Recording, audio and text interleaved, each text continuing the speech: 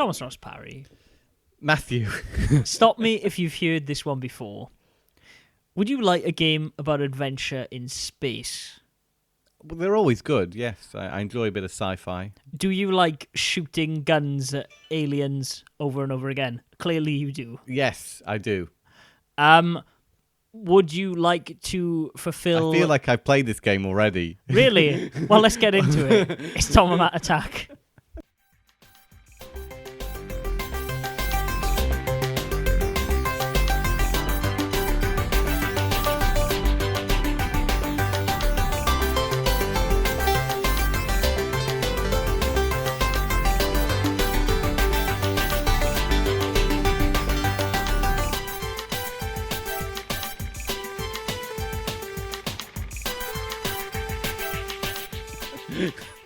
What do you mean, Tom? It's an exciting new release.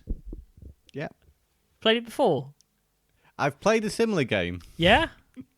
with a similar title. Did it let you fulfill your true calling? Did it let you achieve your preordained goals in life? No. Did it let you fulfill your destiny? No. Well, you can not do it all over again. Yeah, weirdly, Tom Parry, when you and I podcasted last, this last Sunday, it is now Saturday, the following week. Fairly consistent for us. Yeah, exactly. 2 in a row. Get in. Did I mention at all that I might be picking up a game by Activision Bungie called Destiny 2? I was very surprised when you did, yeah. Based on your previous experiences and what you said to me about Destiny.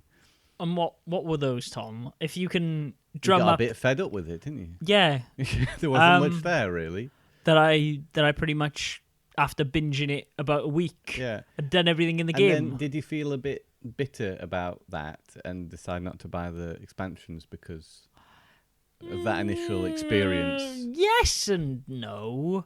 I didn't buy the expansions because I felt that there was very little content in that game, and the season pass was very expensive. You know what that sounds like? Star Wars Battlefront. No, and here's the thing. Because I enjoyed Destiny 1. I played Destiny 1 an awful long time. Battlefront was a beta test for Battlefront 2 that had all of the guns were all of the same gun, but they just fired at different rates. I would agree with you, Matthew. Destiny was a much better game than Star Wars Battlefront. Yes, Destiny also had a campaign. Yes. And I did play Destiny for probably about 80, 90 hours. In fact, there's a website called timewastedondestiny.com that I could go on and check that out. I only really played Destiny once the Taken King had been released. Yeah, you did. Yeah. You picked it up cheap, and you and Well, Gareth actually, got it. I picked the game up cheap as it was on its own. Yeah. And then I bought the game again Yeah. digitally because it was Oh, cheap. yeah, because you'd picked it up on the last gen, right? You picked it up on the Xbox 360. I picked up Destiny 3 times in total. Yes. Okay. I bought it on the 360, and then I bought it on the PS4, and I bought it again digitally on the PS4 with everything. Yeah. Yeah. Okay. But the second time I bought Destiny, it was like a £5 or something. Okay. And then that third time, maybe it was about, at the most, 30 quid for everything. Okay. And me and Gareth had a lot of fun with that game. We would play it nearly every Thursday, but we both kind of came to a natural kind of conclusion that we were done with Destiny. Fair enough. Kind of like, you get to a point, we've sort of had enough of it. Yeah. And it sort of has its issues with a narrative which you don't care about. Yeah. Have they at least improved this in Destiny 2? Well, or is it as incomprehensible as it was the first time round? I wouldn't say that. I will say before I do this that on time wasted on it's just wastedondestiny.com. Unfortunately, I can't see my stats for Destiny 2, but as I only bought the game on Monday, I think it's a bit ill-conceived to say I've perhaps played 20 hours at the absolute maximum. Mm-hmm. I don't think I've even played that because I've only really played it for 3 days. So probably about 15, maybe. I don't know. I did beat the campaign. But Destiny 1, I played 455 hours. That was just the original game. Yeah, which I would say is my 30 quid's worth or whatever it was. You got your value for money. I think it's probably more than 30 quid and you bought it, though, wasn't it? You bought it new. I bought it the day it came out, but I bought it back in a glorious time here in Denmark, Tom Parry, where a shop called Fauna existed. And they would actually sell games at like the same price as Amazon. Unfortunately, that's not the world we live in now. And admittedly, I did pick up Destiny 2 for only 400 kroner, which is actually... because Elgiganten is the next best place. Elgiganten, weirdly, on their website, said they were charging 500 kroner, which is, for the UK listeners, about 55 quid. Probably about like $80, $90 for you people in the States, because that's how much games cost in Denmark. Can we ask if we have any listeners in the States? Yeah, that would be nice to know. I know we did once upon a time, but Because if we don't, then we might as well not mention that again, the dollar value. And I mean, I'll be honest with you, I didn't actually apply the math. I guessed. Maybe I'm way off. Maybe it's like $120. We'd love to know, and then that will, Exactly. Correct me on Twitter at TMAcast, and then I'll at least know there's American listeners. Because we do care about getting our information right. We do, yeah. Well, somewhat. Anyways, the campaign of Destiny 2 revolves a lot around the... Oh, shit, what are they called? Like, Cade 6 and... Oh, some of those characters that are in the... I believe they're in Taken King, right? Yeah. What they just hang around, don't they? In the tower. In the tower. Sorry, yes. I could not remember what that place was called now. Yeah, you go to them and you get missions and things, don't you? Yes. Well, those people are involved in it, and minor spoilers for the start of Destiny 2, I guess. Mm-hmm. But I think the story is out there. I think it has been mentioned in trailers. Essentially, you start the game and the Cabal raid the tower and then they start killing people. Which one are the Cabal? The Cabal are the people you fight, I believe, on Mars. The big, bulky the big brute dudes. Yep. The brutes from Halo. Yeah. Big dudes. And you get run out of there and they trap the Traveller. Oh no. And they take away everyone's light. So essentially, the whole thing of the campaign is, oh man, if you die for about like a mission and then you get your light back and then you're the only Guardian who can do anything. I will leave it there. You would be surprised at how little that actually affects the story overall, I would say. What was the premise of Destiny? There was the Traveller. Right, so there's the Traveller. He came along, he made humankind and everyone else amazing. And unfortunately, the Traveller is the yin to the yang of what I believe is called the darkness. And the darkness eventually found the Traveller, and I believe the Fallen are the army of darkness, for lack of a better description. Yeah. They are like the first wave of this impending darkness that is going to come to humanity. Yeah. And so there's a big war, everyone dies. The Traveller imbues people with light who are like the amazing warriors, and then they become Guardians, and the whole shtick is you can die and get brought back to life. Oh, right. So you're just fighting evil, which is the darkness. Yes. So you are literally fighting darkness itself, and you are imbued with light. Yes. See how they did that? Age-old concept, worked very well. But there are other races involved, aren't there? Other warring factions. There's the Cabal, there's the Vex, there's the Vex. Fallen. I think that's it. Oh, there's also the Hive, who are kind of like the Fallen, but who like were the main ones? The Fallen. They were the Fallen. Yeah. The people who look a lot like elites from Halo, Yeah. They are the Fallen. Vex are the robot people, Cabal are the brutes, and then the Hive are the Flood.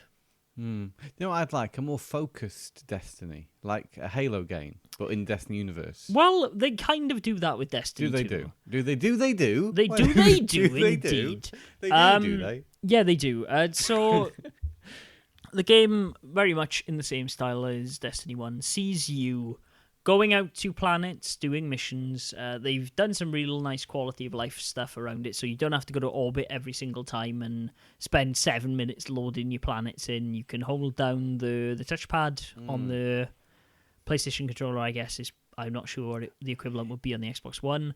And then you go to like a map screen, and then you can quickly flick through destinations. They've also introduced fast travel, which at least wasn't in vanilla Destiny, to my knowledge. So you can also dot around the map and quickly get to public events without the need for a sparrow.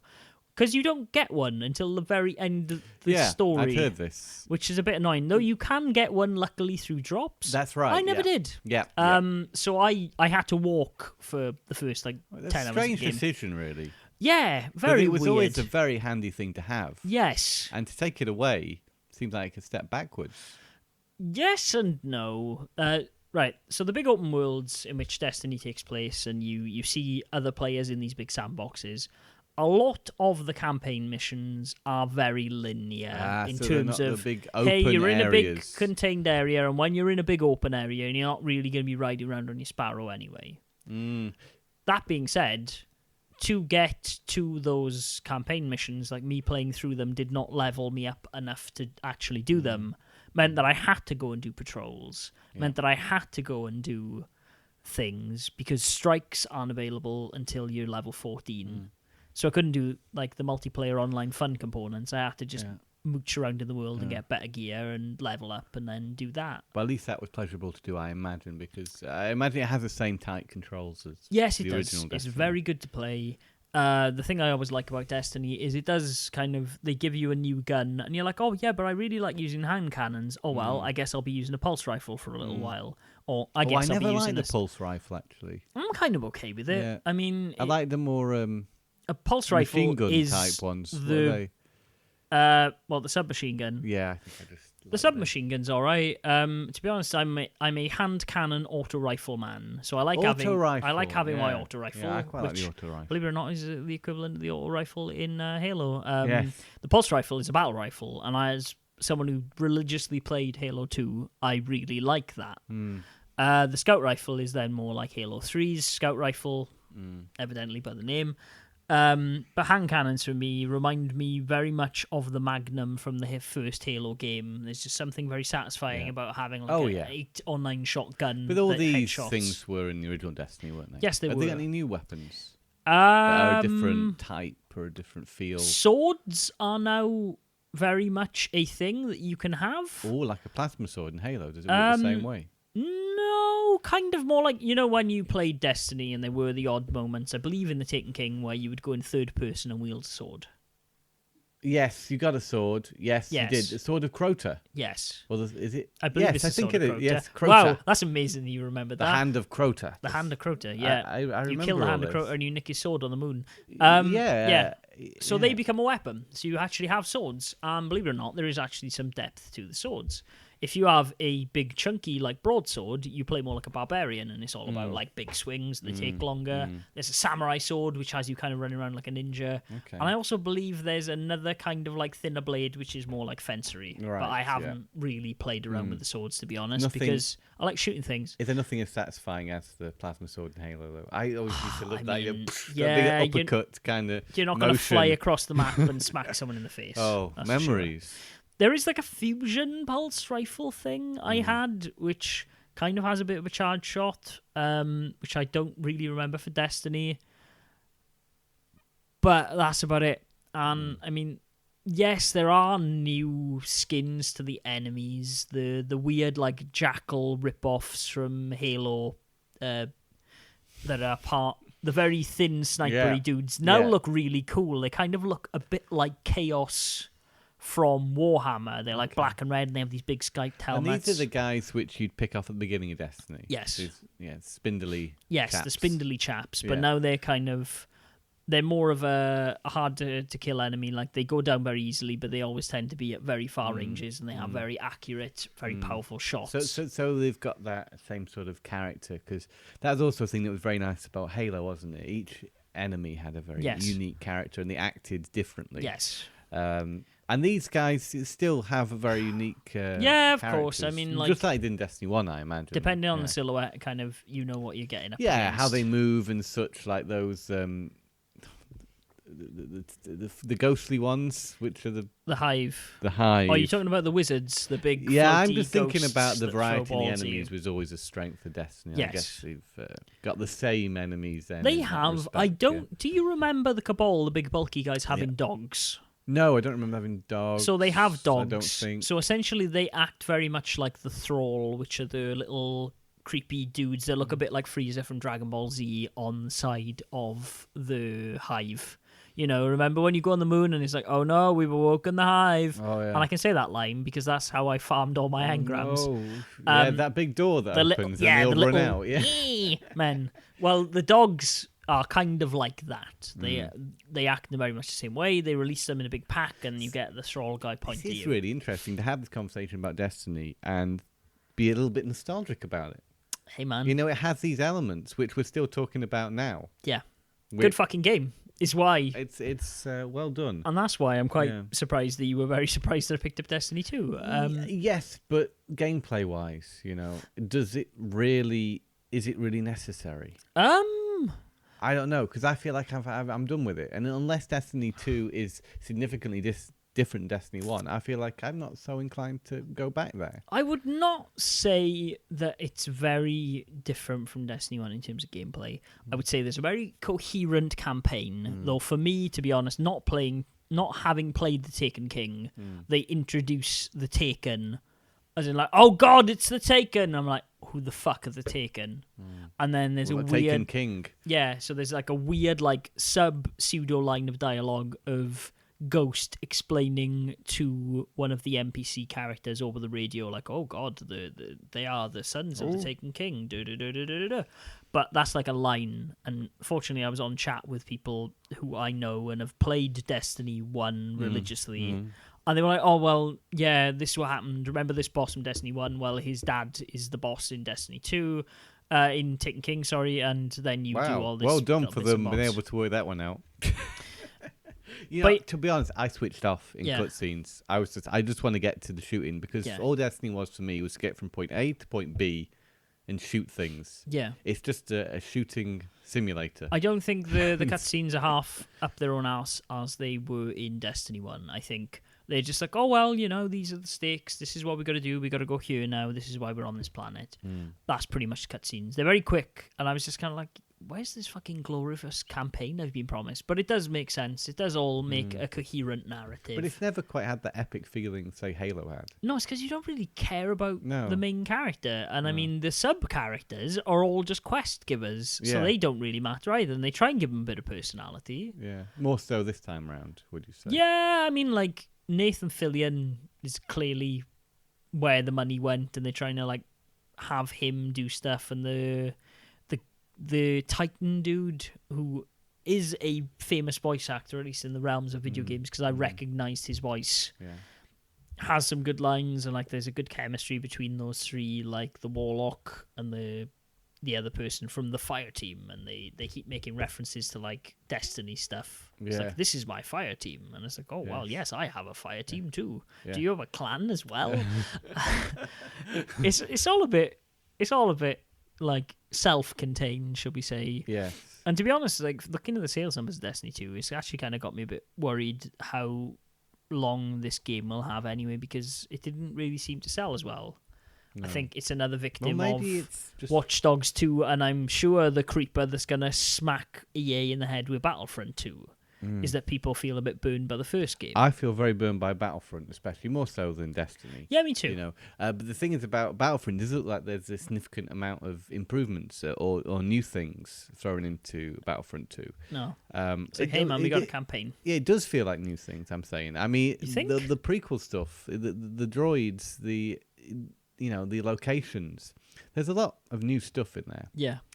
And I would like to play it, and I think I'd get a lot of enjoyment out of it. It's just, it's an insult when you see it there for, $5 or something. You can buy it now, everything. Yeah. Isn't that right? They've got this Ultimate Edition. You can I looked at it today. It was like 37 krona. They're practically giving it away. Yeah. It's because they know no one's going to fucking buy it after. Well, of course, yeah, and they're trying to get some more interest in it, I guess. But when the game cost as much as it did at launch, and then that season pass was ridiculous. Hey man, cashing that game in to get Doom, one of the best decisions I ever made. Yeah, Yeah. As long-time listeners to the podcast will know, and as you know yourself, Tom Parry, I very, very rarely trade in games. Could not wait to be shot at that game. And now it's worth nothing. And now it's worth nothing. It's worth nothing at all. Yeah. Nothing. It is going to be the game that you will see alongside FIFA 16 in charity shops for years to come. And no one's going to want to buy it because I guess EA will probably shut off the servers. And I guess nobody will want to play it once the second one comes out. No, of course not. Why would they? I wonder if anyone's played Destiny 1. I saw an article about it on Kotaku. Yeah, a few people are. Yeah. It seems very hard to get into things like Nightfalls and stuff now. There is very little people playing it other than, I guess, because supporting that as well doesn't seem like a good move, it seems like. Well, I mean, keep the servers up. Why not? Yeah. Like, let people play it. To be honest with you, I'm kind of interested now to see if I can pick up that complete collection for under a tenner and maybe going back and trying some of those raids. Yeah. I mean, it's nice to know it's still there if I ever did want to go back to it. Yeah. I hope, they keep it open, but I was having some real troubles. This is not related to Destiny, but Advanced Warfare on the Xbox One. Right.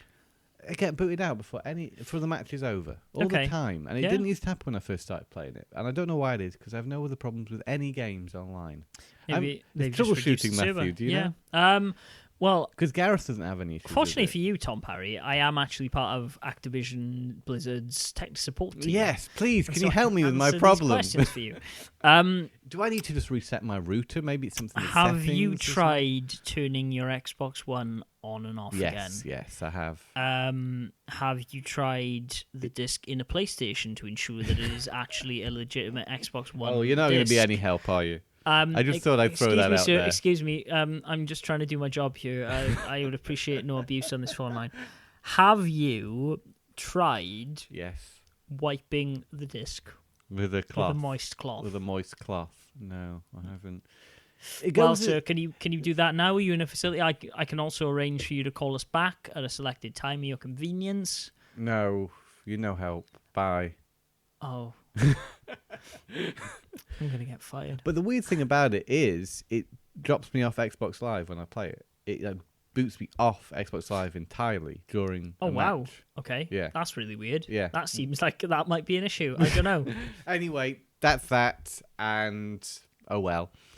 Also, you didn't tell the tech support person that. If you are going to bring up Activision Blizzard's actual tech support, because I'm clearly out of a job I guess they don't care about that game anymore. Probably not. I mean, it's fairly old. It is an old game, and let's be honest here, I was looking at the deals on PS4, and the last Call of Duty is already £20, which is something you don't really see with Call of Duty games. Oh, yeah, it is, isn't it? Yeah. Infinite Warfare. Maybe I should be playing that one instead. I'm just, get the cheap ones and then play them. Yeah, I was very surprised to say. I said to you off the podcast last week, because I saw it when I was picking up Destiny 2.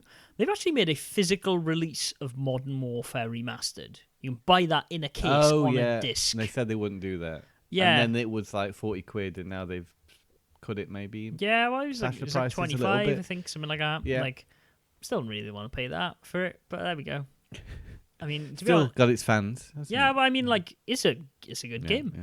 Chatting with someone in one of our colleagues, a guy called Anas, yesterday, and just saying, and I've had this conversation on the podcast before, he was telling me that he would go and play Counter-Strike and all these other games in professional tournament things around Denmark, and he knew the people who were in this Danish Counter-Strike team who were dominating the circuit, and he was just like, oh yeah, they'd win a couple of grand like every once in a while, and that was really good. And then we were just having this conversation about how it must make you a little bit sick to know in your stomach, if you were that good at Counter-Strike like 5 years before it all took off, like how much you could have made if you had just been around 5 years later, if you'd just been a little bit younger.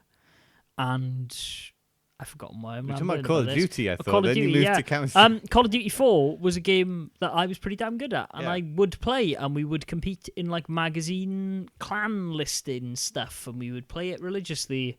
And it's a game I spent a lot of time on and was pretty damn good at. It rejuvenated the franchise, didn't it? It did, really? yeah. I mean, I was one of the few people that played Call of Duty 2 very religiously as well. We were also in a clan for that, and so when 4 came out and just exploded, I was very surprised, because Call of Duty 3 was a big pile of poo.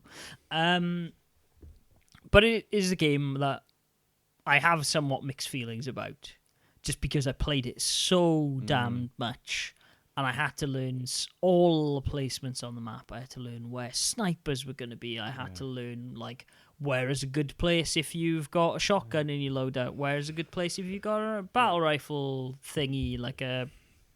Yeah. Sure. Well, they say Call of Duty hasn't really changed much, yet it has. You know, they keep saying they keep selling the same game. Well, they haven't really, because Advanced Warfare was very open stages compared to, say, what came before, like Black Ops 2. Are you saying that Fallout's tagline of war never changes is actually an incorrect statement? It does change. It has changed significantly in Call of Duty. I think even with the Black Ops 3, they added that element with the characters. You pick certain characters, and then they'd already been developing it from Advanced Warfare, and I think there's still a lot to come back to in that franchise. Yeah. It hasn't grown stale yet, despite what many people seem to say about it. Yeah, but like this is the thing, right? You play Call of Duty like a sane person should. You do not spend hour or two. Yeah, exactly. An hour or two a week tops. Yeah. You do not live on that game. You've not played that game for God knows how many hours. I wouldn't even like to look at my timer for Modern Warfare. It's probably about 150, the 200-hour mark. Yeah. It's probably somewhere in that range. Wow. And that's me being optimistic about how much I've played that game. Yeah, so those people will feel a little bit more maybe to be honest, lethargic from their Call of Duty playing. Even playing that wore me off Call of Duty. The thing that really threw me off Call of Duty, I don't know if I told you this, was... No, go on. When Modern Warfare 2 came out, I was so excited. Like, I'd skipped World at War because I was like, no, I'm good with Call of Duty 2. I played World War 2. I don't need this. I don't want zombies. I want to play Modern Warfare. So I kept playing it. I went to uni. I kind of had a year and a bit where I didn't really play video games. And I would play the odd, like, Friday night Halo 3 swap match with my mate Aaron, who's one of the people who lured me back into Destiny. And that would pretty much be it. I wouldn't really play games. Every now and again, I would see something. Like, I picked up Sikoden in this period of time because I saw it in a shop, and I was like, I will come back to games eventually. And when I do, I will be very glad to have Sikoden. And I was buying things here and there, but I wasn't really playing games because at the time, there was alcohol and graphic design stuff to do. And then Modern Warfare came out. And it came out as I was finishing up my second year of university, and after I'd submitted, I was waiting to submit all my final stuff for the end of my year 2. And so I was like, right, okay, I'll play a bit of this campaign, because the campaign in Modern Warfare games is amazing. Infinity Ward, really good at stories. Started playing it, really enjoying the campaign. But I didn't play any multiplayer. I was like, look, I can't fall down that rabbit hole or play multiplayer until all my stuff is done. Yeah. And there are a few guys in my class, Aaron was one of them, playing it and going, the multiplayer is really good. And I finished all my stuff. I was like, right, cool. I got a weekend off. I'm going home. I'm going to chill out. I'm going to play Call of Duty. I'm going to have fun playing some Call of Duty. Got online. Everyone had already prestiged 3 times in the month I hadn't played it. And I couldn't kill anyone because everyone was running around with those dual shotguns that like twirl and reload. And I died, and I kept dying, and I was just like, oh yeah, I need to actually invest like fucking 70 hours of my time to get decent weapons, because this game is incredibly unbalanced. Yeah. And then I never played Call of Duty online again. I haven't found that in my recent experiences, because I tell a lie, I did buy Black Ops. I started really getting into it with Black Ops 2 on the Wii U, sorry. And at that point, it was very accessible to me. No one seemed particularly overpowered. You could get by with using, the first guns you had and still be good at it. Yeah. And then I haven't found it particularly difficult with Advanced Warfare either. Yeah. That's also quite accessible. So I haven't had that same experience as you, which I'm quite thankful for. I mean, you did, because you played Battlefield 4.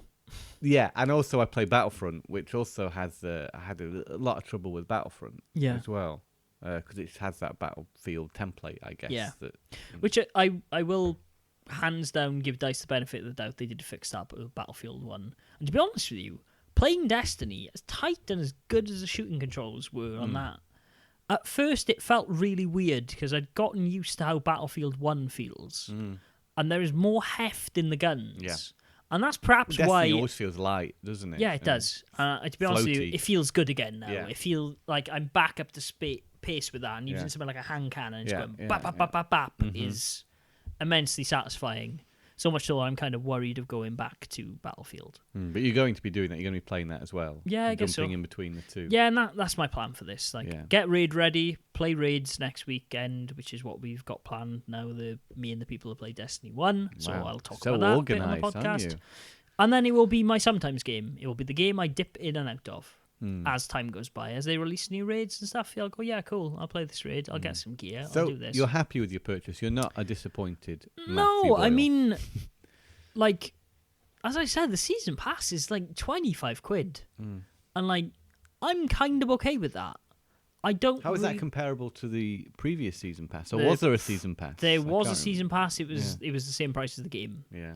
And at the time, I felt there was not enough in that game to justify that. There was, 5 or 6 strikes, 1 or 2 of the Nightfalls on rotation, and the 1 raid. It didn't really feel like a major upgrade until Taken King, did it, Destiny? No. Taken King was quite a big deal at the time, yes. wasn't it? Mm-hmm. But, like, playing Destiny 1, like, all you could really do was repeat those story missions, which had no substance for me, and I didn't really want to. And there were strikes, but they were very boring, and they felt like you were repeating a lot of stuff from the campaign. Yeah. At least these strikes feel a lot different. And there's also, I forgot to mention, they have things that are known as adventures now in the maps as well. So there's like banners lying around, like swords stuck in the ground, and then you can pick an adventure, and then it's like a mini side quest and fleshes out some of the character backstories. Not that I really care about that, but the shooting in them's fun. Yeah. Some of them can be quite tedious, but all in all, they are on the same par, I think, as the games. And from what I've seen, they are going to roll more of those out and keep them ticking along. So I remember thinking I could always jump into, and the game actually told you that you needed to do more of these, was like the skirmish missions. I don't know what they're called, down where you just go to an area. Patrols. Yeah. The game was always on you, do patrols, do this patrol, and all that. And that was a good way of, getting some level up and such. I guess that's still a part of Destiny 2, patrols. They are. You get... But there was not much to patrols, was there? No, it's just like an open area, you shoot things. And they seem to be like a side note now. Like, there are patrols, like you do a quest to unlock patrols. They kind of filled up the game with the patrols, and they give you something to do. They just gave you... But to be honest with you kind of have patrols without having to do patrols in this. Like, there are bigger bad guys walking around with troops of enemies, and you just kind of stumble across them organically, which is nice. I think as Destiny evolved and the expansions came out, they became less important. Yeah, they definitely are. Like I said, I think I've done 1 or 2. Yeah. Just because I was waiting around for people to play online, so... I did wonder how it stacks up visually against original Destiny. Are there some nice improvements there? I think it looks good. To be honest with you, Having seen it, what you played, it looked similar to me. I think I have... Yeah, but I think maybe we are suffering with that same bias as people who played The Legend of Zelda, The Wind Waker on the GameCube, and then look into the Wii U one and going, yeah, it looked this good. I'm sure if you look... I'm sure if you look at Destiny 1... Well, there's a definite difference between those two games. But I'm sure there is with this as well, because this is built for these consoles. That being said, I also believe that Taken King was, right? Like, didn't they do some call... Was Taken King on the old platforms? I think it was. I think all that was. Maybe Rise of Iron wasn't then. One of them wasn't. One of them made the shift to the next generation. I can't remember which one it was. Yeah, of course, if it's developed solely for the next gen, then it's going to look slightly better, isn't it? It's also got a different engine, so but it still feels like Destiny. It's still good. What about the music? Well, we're on subject to Destiny. I was going through a story mission, and my fiancée, Marta, was walking through, and she goes, wow, there's really nice music in this game. I said, yeah, it is. Apparently it's a different composer. It is, because that guy left. So, yeah, but it feels like a Bungie game, put it that way. The score feels that epic. I've heard there's some more variety, though, in this score than the last. There's some funky bits. There's a lot going on. Yeah, it's nice. It doesn't feel out of place with a Halo Bungie universe, though. I still think that the main Halo theme is one of the greatest. Isn't it? Da-da-da-da. Yeah. Da-da-da-da. Yeah, it's pretty good. That one. Anyway, hey, I wondered if you want to talk about the Nintendo Direct. Yeah. To be honest with you, I haven't watched it. Oh. I've seen the highlights. Oh, yeah. I didn't watch the whole thing. I just watched the highlights too. I watched the highlights of the Apple keynote, and then I felt I wasted my time doing that. Yeah. Other than that games company's new game is coming out. It's called Sky. And it looks like Journey. What we're talking about now. We're not talking about in the sky. That's That's what I took away from the Apple keynote. Oh, the Apple one. Sorry. Yeah, they announced Sky. Yeah. I'm going to say that all the time in that way because it's all capitals in the name of the game. It looks like Journey in the Sky. Okay. It looks nice. I'm sure it'll be fine. Apple game. It's going to be on the Apple iPads. TV, but it's also going to be on home consoles at some point, I assume. I think it's a time. And you like the look of that? It looks like Journey. I liked Journey. Yeah, okay. It looks like Journey, Tom. What about Abzu? Did you try that? That was Journey in the Sea. Journey in the Sea. Yeah, Journey in the Sea didn't do it for me. Okay, Journey in the Sea didn't do it for me. Journey in the Sea didn't do it for me as much as Journey in the Sand. I'm sure Journey in the Sky will be really good. I cannot wait for Journey in the Grass. I'm looking forward to Journey in Space. Oh, Journey in Space! Doesn't that exist? Isn't there a Journey in Space? Is there? I'm sure. There must be a Journey in Space. If not, someone's missing a trick. Think about it. You could have a little man, and he could do their little wee thing. What's that? You know, the jumpy up and down flappy thing that you one. do in Yeah, Journey. sorry. Yeah. That was a bad impression of the noise. I can't exactly remember what it is. I remember you jump up and spin around, but I can't remember the noise. Jump up, and around. Get down. But you could put him in a little spaceman. You could make him look like you could make him a little cosmonaut cat. Think about it. He could just be there in his little spacesuit with his little ears poking out in little space bubbles. So, if anyone's listening. Yeah. Sorry, I've been listening to a lot of a podcast called Cool Games Inc., which is about making video games. And If anyone's listening, then please just make If anyone wants to make the artwork, I think it's a good idea. Yeah. What would you call that game? What would you call Cat Journey in Space? Would it have to be cat? Well, I'm throwing the option out there. If you've got a better character in mind than a cat that would suit our millennial demographic. Well, there was a nice book I read called Space Dog. I think dogs are more. I tried to make a comic about space dogs once. There is one called with our good friend Space Paul. Dog, which is very good. I've seen it now after the fact. I think dogs or monkeys. Yeah, monkeys are a bit played. Monkeys is a bit, it's a bit speciest, isn't it? It's just like, oh, you dumb monkey, all you're good is for going into space. No, monkeys can do anything, Tom. They can open bananas. Well, you just have to prove that. They get emotional. They get sad when other monkeys die. I've seen that David Attenborough great documentary. protagonist for a game. Yes. Anyhow, we're talking about Nintendo Switch. Nintendo Direct. It's not just Nintendo Switch. Oh, yes, Switch, we were. I apologise. There's some 3DS games coming out. Metroid's out, I guess, already, so that wasn't. Yeah, it is. On that. Unfortunately, I haven't played it yet. I kind of know what's happening with Nintendo Directs now. There's going to be something about. There's going to be a Fire Emblem game. Yeah. There's going to be a Xenoblade game. Out December 1st, though. Yeah. Worth mentioning. What else is there going to be? There's going to be some RPGs. They are going. People love RPGs. There's going to be a sequel to a game that people gave a shit about on the 3DS that no one actually really played, other than a few people. That one this time is Dylan's Rolling Western is getting a sequel on the Switch. I actually missed it. It's going to be something about Kirby. Yeah, it's going to be definitely something about Kirby. If not Kirby, it'll be Yoshi. And there'll be a big bit of Mario Odyssey. Yeah, and then they'll release one of their core franchises, and then you go, okay, cool, what haven't they done in a while? And then it'll probably be Smash Brothers. And then occasionally they'll drop in something like Splatoon or ARMS, maybe. There's something new for ARMS. Oh, there's a thing. I think you can count on Nintendo for a new franchise once every 2 years. Yeah. ARMS was that last one. Before that, They're it was still dropping Splatoon. things about ARMS, though, every now and again, Yes. like in these. Still dropping things about the 3DS. Oh, by the way, that Monster Hunter game. It's good. I played the demo. I have heard it described as the best Pokemon game I've ever played. Wasn't talked about in that because it's already out. No, I it guess. is already but, out. That's really good. I liked it. I liked the demo very much. I also thought it looked very nice on the 3DS as well. I hear it is certainly pulling some weight. I like the art direction of the game. I like it's very, very good. I would be necessarily tempted to buy it if we could convince others who are like-minded individuals to buy it. Yeah, themselves. I don't really know how that multiplayer aspect of the game works yet. I hear it's like Pokemon. Is the multiplayer aspect? I love the creature designs as well in it. I mean, one thing. Yeah. Sorry, go on. I mean, I've loved the creature design in Monster Hunters. Was all I was going to say. And it actually does. I've played Monster Hunter very, very little, but it does actually still feel like Monster Hunter, even having only played it for a bit. Certain areas, certain things do feel very Monster Hunter-y. Yes. Beautiful looking game. What was I going to say about it? Interestingly, if you turn the 3D off, it doesn't look as sharp as it does with the 3D on. Oh, that's weird. Yeah. Huh. It kind of softens all the edges, and then when you turn the 3D on, it looks sharper.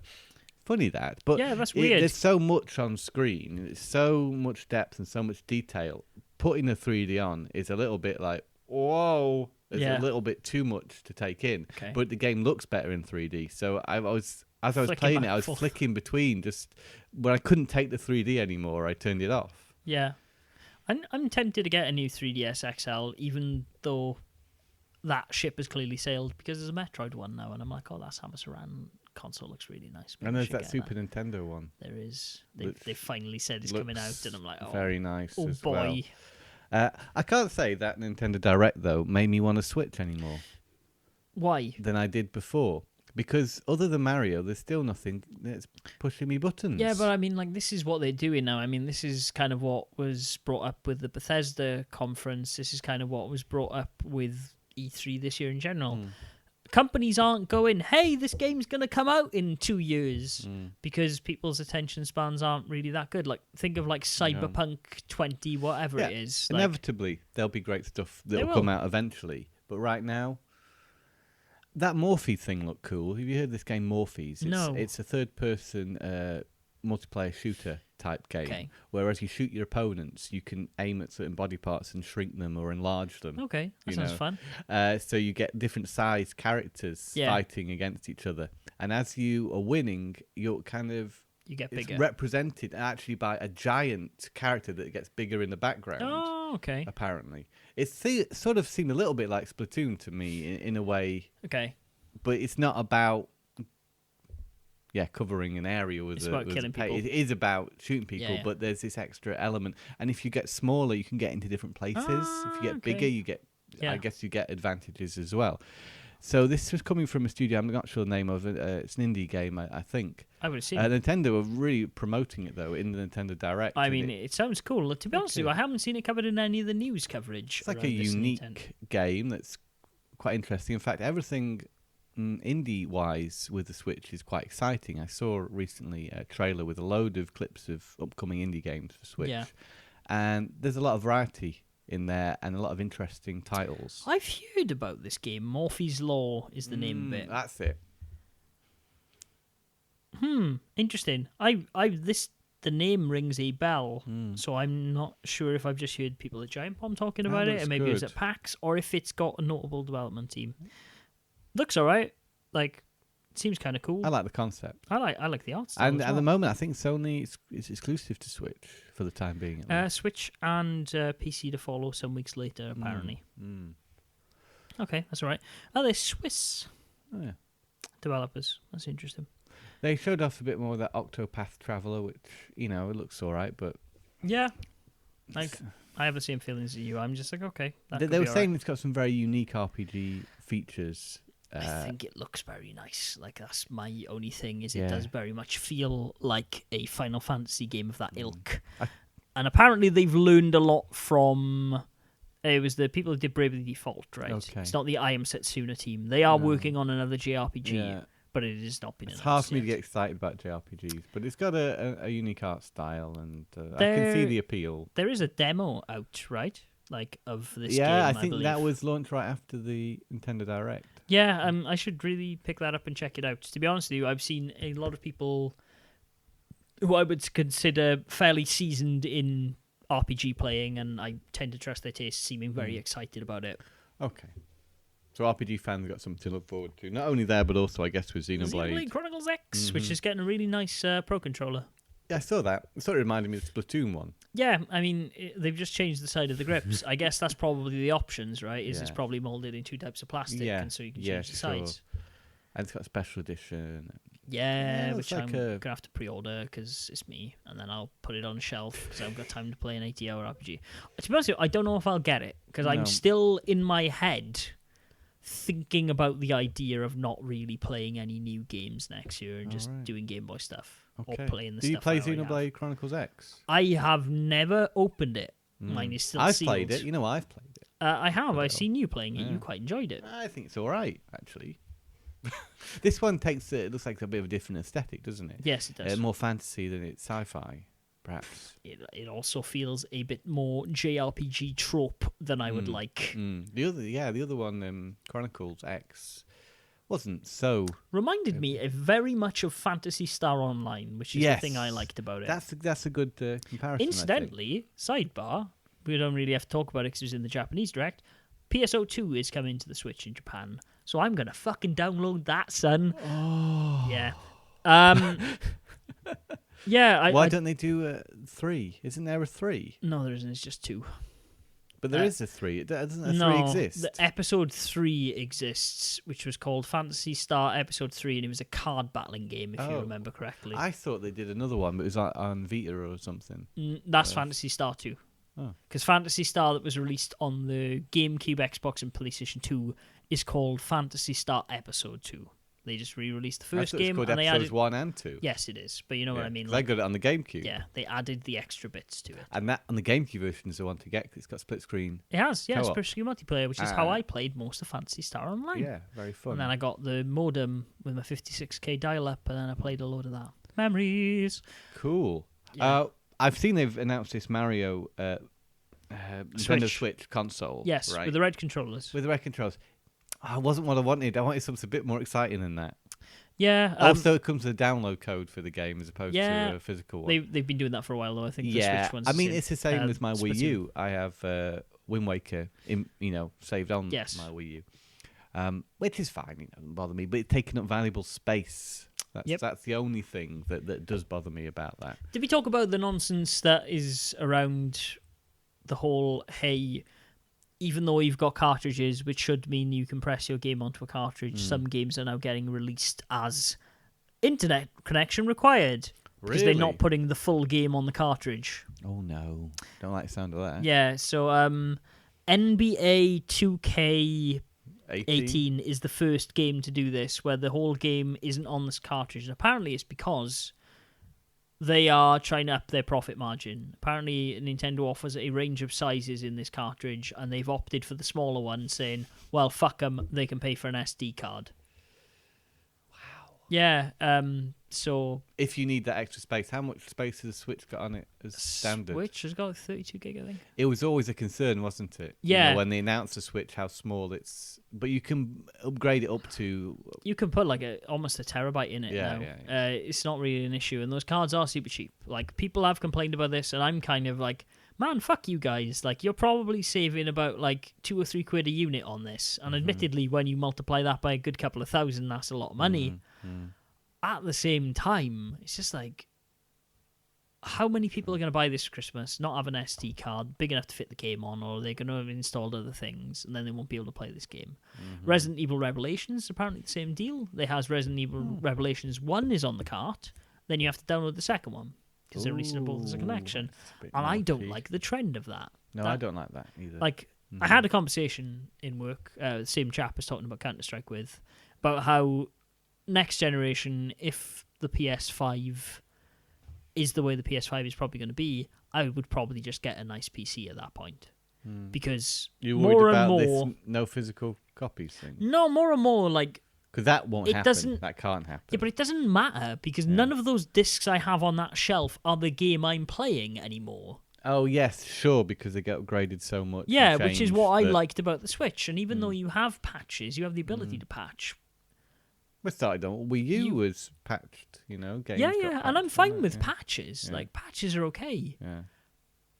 But I don't want, like, No Man's Sky situations where if I played that game without an internet connection, that would not be the same game that it was when I played it, and now definitely not the one where it is today. Sure. And in which case, I'm just like, well, if that's the case, I'll just get a PC, because that's what I've always expected of PC games. But this is an old man shouting at clouds conversation, I think.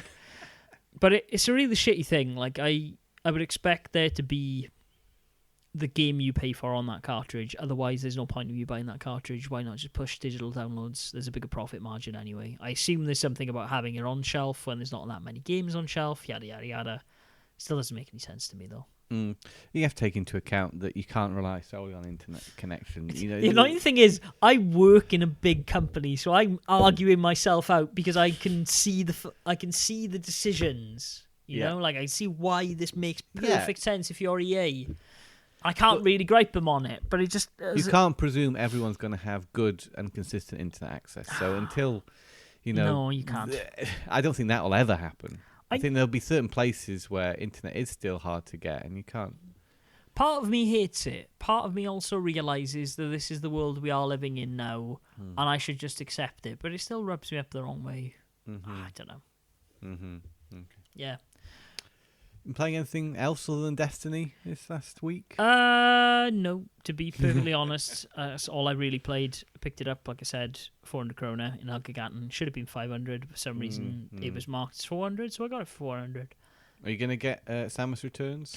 I am looking into it. I want the limited edition, but it's probably already sky high. Yeah. It's because it's a good one though. It's got a lot of limited nice things edition. in it. The only reason I want that limited edition is because the box looks like the Game Boy one. Yeah. Literally the only reason I give a shit. Yeah. Otherwise, I wouldn't care. I thought you might be interested in that. I'm interested in Monster Hunter Stories. I am think too. That's probably. You think I'd really want Marvel's Capcom Infinite, but actually, I don't know. I'm not excited about it, which is strange because I'm into fighting games. I just have a lot of fighting games. I mean, I'm still playing Tekken, and I just don't feel the need for it. I got Street Fighter 5 still, jumping in and out of that. I was thinking about this the other day. I really would like to pick up Street Fighter 5. So it's one of those things. I'm like, okay, I'm going to keep a lookout for Street Fighter 5. It's the one I've been playing. If I want to play some Street Fighter, put in 5 at the minutes. Yeah, it's good. Fair enough. Yeah. I've been playing Obliteracers, which I mentioned on last week's podcast. I did a little video on it. If you head over to Blast Process YouTube channel, then you can check out a Tom plays of that. You showed it to me not moments ago, and I saw it. So that is a great kart racer type game with some elements of Micro Machines in there. In fact, it succeeds in those Micro Machines elements more so than the latest Micro Machines game does, which doesn't have one screen, same screen multiplayer, which is just madness to begin with. I would agree with you. It's quite a unique racer, as it's got lots of different modes. As you play through the single player, you're not always doing the same type of race. There's some variations on the races. Some are very chaotic, where you got a lot on screen at one time. It's based a lot around the weapons pickups, where others are more strategic. So there's a great variety to the gameplay. When you got less players on the screen, and then some more strategic gameplay does come into effect with it. Yeah. It looks really nice as well, for a game that isn't a AAA title either. It's visually very nice. And nice design work, nice characters as well. It's a lot of fun. It's pretty easy to pick up and play. It's going to be a little bit... Some of the modes are going to be a little bit fast for most, I think, because, it gets very chaotic. But you do get used to it after a while. Yeah. It looked very chaotic. I do like the fact that the weapon pickups are clearly there. You can see what weapon you're going for, and that kind of makes it more interesting to try and swerve as long as for you that can. thing. The game does a lot to actually also help you see which car you are. Yeah. At the start of the races, you might not necessarily see, because there's some similarities. If you twiddle your stick, then it flashes which one you are. Yeah. And you have to keep track of it. But yeah, you'll get used to that. There's different vehicles. Some have tracks, some are floating. The floating vehicles are harder to drive than the track vehicles. Yeah. I stick with the track ones. There's also weather conditions as well that change up the gameplay. I saw you playing on a nice track. Lots of different elements to this game that make it very enjoyable. The 4-player looked a lot more enjoyable to me than was it 8-player total? Oh yeah, I think if you had just 4-player, you had 3 other friends over, then that's a very good multiplayer party game. And nice, it's got a single player because again, Micro Machines doesn't have a single player, and I think that Micro Machines game, the biggest travesty in a long time. It really gets me angry. Who made that Micro Machines game? I think Just Add Water made it. Who are they? They did the remake of Abe's Odyssey. Oh really? That's a shame. So they were tasked with doing this, and I guess somewhere in the design, they decided to leave things out. Well, no, their publisher decided. They probably didn't. Their publisher, Codemasters, said, "Actually, you have this much money. Make us a Micro Machines game." They made a very pretty-looking game, which is just very short on options and has some really weird omissions. Yeah, which don't make any sense. And of course, the game's £20. I got Obliteracers for $3.99 in a sale. I'm not sure how much it usually is. But I'd say if it was £12 or something, it's still worth that much. Well, I mean, based on your purchase of Micro Machines, how much do you pay for that? 20. then yeah, I would say this seems to have a lot more going on. It seems like a very good game. Also, it's got a lot of things that are missing from Micro Machines, namely couch co-op multiplayer and a fucking story. Yes. Well, it wasn't a story. It's a career mode. It's a career mode, but still. Career mode that's got a lot of variety in it too. At least you can play it by yourself. Mm-hmm.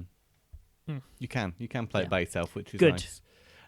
And it's a hard game to put down, so I would recommend that. Another good racer is Sledstorm, which you found for me over in Aarhus the other week. This is a game I'd long been wanting to pick up. It's well worth the 50 kroner I paid for it. Yeah. It's a very solid snowmobile racing game. And I don't know how many snowmobile racing games there are on PS1, but this particular one, it's very tight. It's got a good sort of physics going on in it as well. Yeah. Except it's still nice and easy to pick up and play. There aren't a lot of buttons either, which is quite refreshing. Accelerate and hard turn left and hard turn right. You really need in a racing game.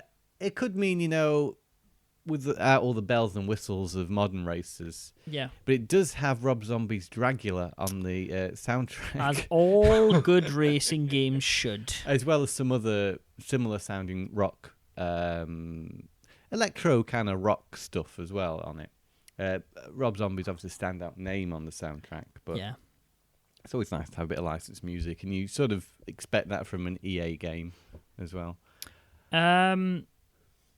You realise there is a Sledstorm on PS2? No, actually. There is a Sledstorm on the PS2. Nice. There's also another game called SXR on the PS2. You have played Ski-Doo Challenge. Ski-Doo Challenge is very good. If you want a snowmobile game for PS3, then I could recommend that game.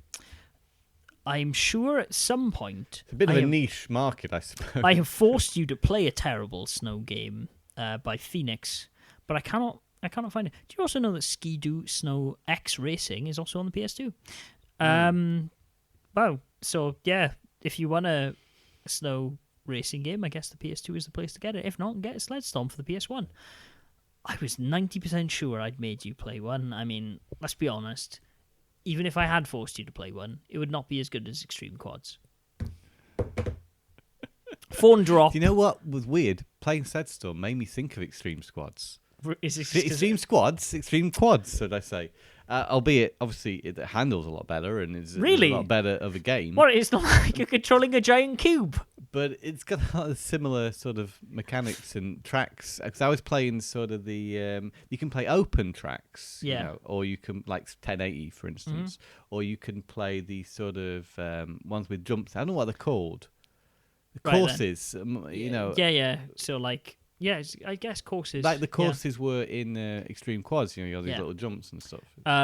Like in Extreme Quads, if you go over a ramp and not enough speed, does your quad land face down and block the path of every other quad? No, but you do actually have to have enough speed to get up ramps and things. Okay. Of course, the physics are very solid. That sounds nice. Okay. It's fun. It's good, simple, well-made fun. Tom Parry, back-a-box quote. Exactly what you want. 50 kroner. I tell you another racing game that's really good that you can get free now on Xbox Live Gold. Tell me about if you have it. It's a classic. It's Hydro Thunder. The Hydro Thunder Hurricane game. I need to Google this because the name rings a bell, but I don't remember Hydro Thunder is a boat extreme, very arcade-style boat racing game. Yes, I do remember which was on the Dreamcast. I think there's an N64 There is also a PlayStation 1 version. Fantastic, fun game. This is like a sequel to it. It's got brand new tracks, a few new boats. Is it called Hydro Thunder Hurricane? If you've got Xbox Live Gold membership, just download it. It's a fantastically fun, again, very well made. Everything's spot on, arcade-style racing game. Their logo looks a little bit too much like the Hot Wheels logo for my liking. I don't know why. It's just the colours. It doesn't actually look like it. You can also race as a rubber duck. Good. Rubber duck racing is what I'm all about. There's great tracks, very creative tracks. There's like aliens on one of the tracks and flying saucers, and it's very Midway arcade style. Yes. Of course, the original game was developed by Midway. I don't know if I don't think the sequel is. It's probably Midway was probably long gone by the time this came out. Yeah, I would assume. Originally released on the 360, still is a good-looking game today. Of course, it's not quite Xbox One standards, but the water is Very nicely Very done. nice water. Very nice water. I remember there was a time and a place where things like Star Fox Adventures came out. I was like, man, look at that water. Wow, look at that. That's amazing. Now you just take it for granted. Yeah, well, that's... Although some games apparently still don't have very good water. No, they are. Some people can't get it right. Some developers really struggle with water still. From what I understand of people I went to university with and were studying games design, and I could be talking on my ass, water and fire are very demanding on your memory.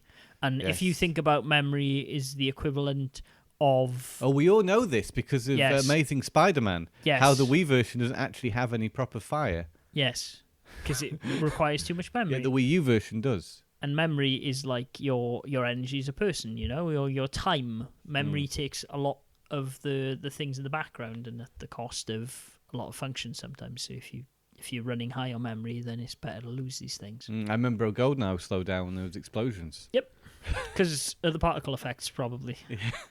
God, it really did slow down, didn't it? GoldenEye when there was the explosion.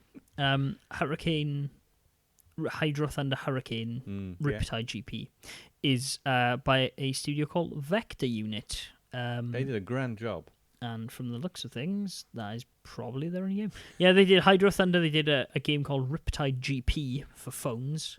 Oh. And yeah, they seem to then they did a game called Beach Buggy Racing. Beach Buggy Racing. And they also did a game for the PS4 called Riptide GP Renegade.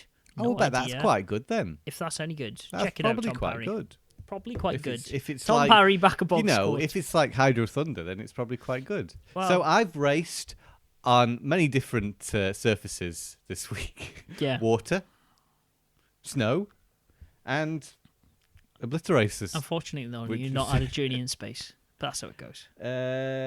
Actually, no, I haven't this week. Had a space journey.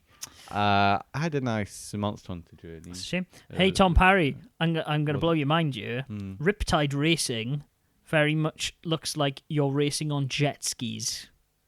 Oh, some might like say, race. Tom Parry, it looks awfully like Wave Race. Yeah. But some might say that they look a little bit like motorbikes and that it could also... Let me look at that. What does the water look like? I'm looking at a screenshot. I mean, if they got their water right in one game, I'm guessing they can travel over that tech. But it is an iPhone game as well, so take it with a pinch of salt. But it said it's on PS4. It is. That's not the PS4 one. Okay. Have you bought anything this week, Matt? I have been a good boy. I picked up one thing and one thing only, and I wouldn't have even bought that had it not been for... Oh, I mentioned it, right? I picked up that copy of Tumble Pop. I think I mentioned this last week. Yeah, it's over there. Yeah, it is. It's good. It's got a UK label. It works. It's an authentic cart. Happy boy. That makes you happy, yeah. It does. Sometimes I like to put it under my pillow while I sleep, just so I know it's close to me. Oh. No, I haven't bought anything. I did pick up a purchase Pick up a purchase for our good friend the Retro Hunter Ali, a copy of X-Zone for the Super Nintendo, but I actually didn't pay for that. Which has the greatest blurb on the back ever. Can you read it to us? I can. While you tell us what you bought, I will go and get that game. I bought... I'm going to have to look up the name of what I bought. Because, a fighting game that was only released in America and Japan for the original Xbox. Kakuto Chojin, I think it was, wasn't it? Kakuto Chojin? I believe so. I remember it being a mouthful. I remember reading about this game a while ago and hearing it wasn't great. It looks a lot like it's ripping off Dead or Alive, if I'm being totally honest. Well, I think it's got a little bit of the Mortal Kombat-like violence to it. Kakuto Chojin. Now, I'm hoping this will work on my modded original Xbox.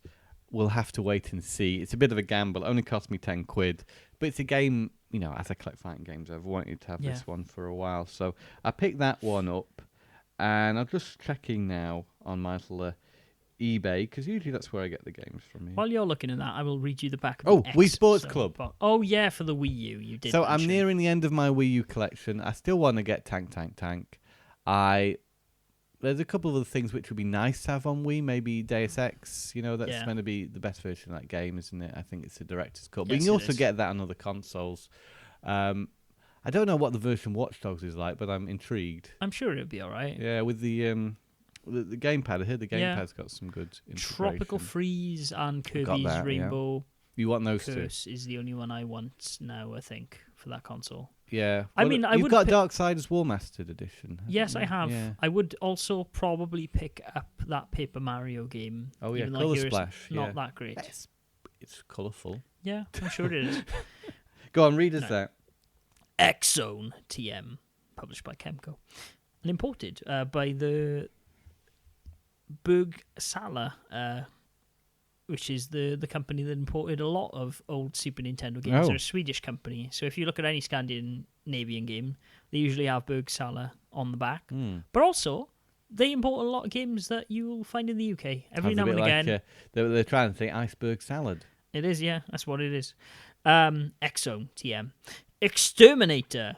Wanted for extremely risky business. Can we point out that everything is written with an X as opposed to an EX? An X and a dash, yes. It is full of puns. I took a picture to send to Ali because Tom Parry was elated with this box. Very surprised.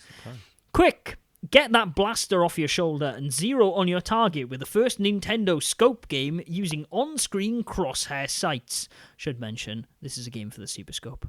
The nation's mainframe biocomputer wants to exterminate Earth. Your mission, should you accept it, infiltrate the extra defenses, explode the overseer drones and moles that want to make you extinct. X-ray the buggy bio brain with a couple of nuclear weapons. It's an explosive situation that can only be survived by a truly excellent person. I made that last bit up. It actually says it's an explosive situation that the only truly excellent can survive.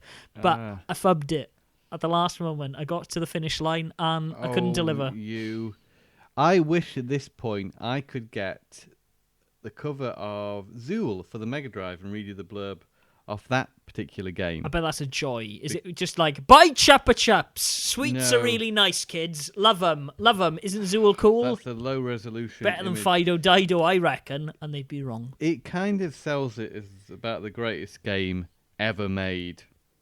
Really? And, I can't find a good scan of the box online, but... it's one to look up if you can find it. Okay. There's something I forgot about that I actually played the other week and thought was pretty amazing. Was Rondo of Blood for the PC Engine. Yeah. Which I put up a video on Blast Process YouTube channel of the first level. Yeah. Very impressed with all the CD quality sound and such. And really great Castlevania game that you should definitely check out. And it's available I got it on the Virtual Console, so go and pick it up there. In fact, that old Castlevania game, the arcade game called Haunted Castle, is also now available to download on the PS4. Oh, interesting. Which I thought was cool because it's an arcade game. It's cool that company, I forgot what they're called, have been releasing arcade games. Hamster, yeah.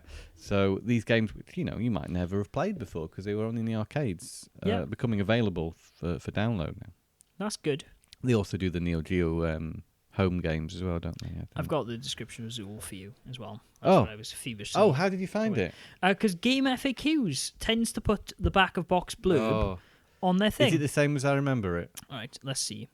Once every year, yep, the games world is rocked by a game so stunning, so fast, so colourful. So big, so demanding, so mega, so awesome, so varied, so incredible, and so full of fabulous features and unexpected treats that everybody just looks at it and says, that's it.